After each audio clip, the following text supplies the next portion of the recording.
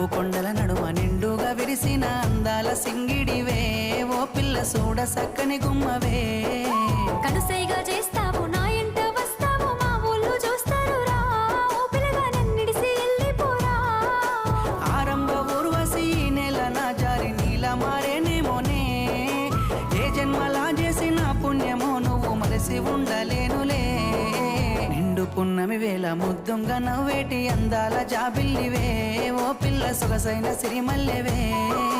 కొంటే చూ